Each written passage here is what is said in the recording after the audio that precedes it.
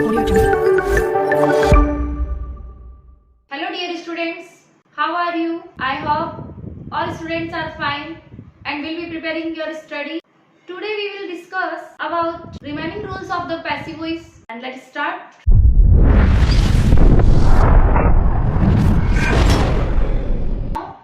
Some unimportant subject जैसे अभी इधर ध्यान देना है बच्चों आपको कि सम अनइम्पोर्टेंट सब्जेक्ट क्या होते हैं, जिन सब्जेक्ट को मतलब लिखने की जरूरत नहीं होती, उन्हें बोला जाता है कि उनकी नीड नहीं होती है, हमें उन्हें बोला जाता है सम अनइम्पोर्टेंट सब्जेक्ट। कौन कौन से होते हैं तो ध्यान दो, one, someone, somebody, anyone, anybody, no one, nobody, people इत्यादि होने पर इन्हें पैसिव वॉइस में नहीं लिखा जाता है, यानी इसका कोई ऑब्जेक्ट नहीं बनाया जाता है। तो देखिए एग्जाम्पल से someone is cleaning the room, तो यहाँ क्या आ रखा है someone, तो उससे पहले हमारा प्रोसेस क्या रहता है कि जो ऑब्जेक्ट होता है उसको क्या बना दिया जाता है सब्जेक्ट। तो द रूम आ गया, उसके बाद इज क्लीनिंग यानी प्रेजेंट कंटिन्यूअस टेंस है, तो क्या करेंगे जितने भी कंटिन्यूअस बताया हमने जितने भी कंटिन्यूअस लिए थे उनमें क्या बताया था कि इसके साथ में बीइंग लगा देना है और जो वर्ब होती है वो डिपेंड्स ऑन सब्जेक्ट। तो द रूम इज बीइंग क्या लेनी है मेन वर्ब की थर्ड फॉर्म क्लीन्ड।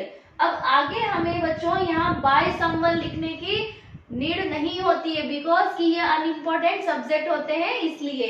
चलिए नेक्स्ट एग्जांपल देखते हैं, people take tea in the morning. तो देखिए बच्चों इस सेंटेंस को लेकर बहुत सारे टीचर्स में क्वेरीज होती है कि इसका बनता ही नहीं है, अरे कैसे नहीं बनेगा ये। चलिए हम मानते हैं कि ये फैक्ट होता है कि जो टी है वो मॉर्निंग में ही ली जाती है, इसे मैंने बहुत बार ऐसा सुनने में आया कि इसका बनता ही नहीं, लेकिन ऐसा कभी नहीं होता बच्चों।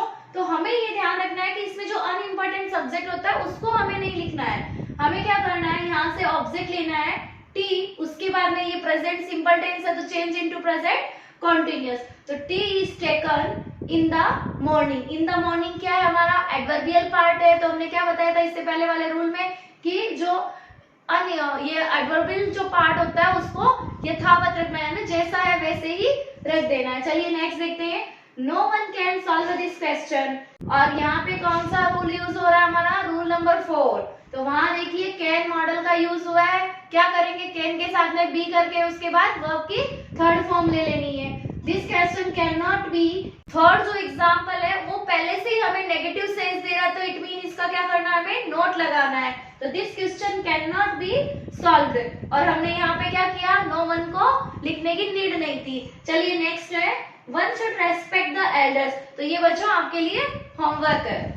चलिए रूल नंबर 9, यदि एक्टिव वॉइस में वर्ब के साथ कोई प्रेपोजिशन हो, मोस्ट इंपोर्टेंट, यहाँ बच्चे सबसे ज्यादा कंफ्यूज होते हैं, कभी कभार दो प्रेपोजिशन साथ दे तो बच्चा एक उसमें से मिस कर देता है जब उसका पैसिव बनाता है कि दो प्रेपोजिशन नहीं आते। लेकिन ध्यान देना यदि एक्टिव वॉइस में वर्ब के साथ कोई प्रेपोजिशन हो, पैसिव वॉइस में उसे वर्ब की थर्ड फॉर्म के साथ रखते हैं। एग्जांपल देखिए, he is looking at me, अभी क्या करेंगे इसका मी है, ऑब्जेक्ट का सब्जेक्ट बना दीजिए, और यहाँ टेंस कौन सा है प्रेजेंट कंटिन्यूअस, तो बीइंग लगाएंगे। आई के साथ किसका यूज होता है इस एमआर में से एम का, I am being looked at by him.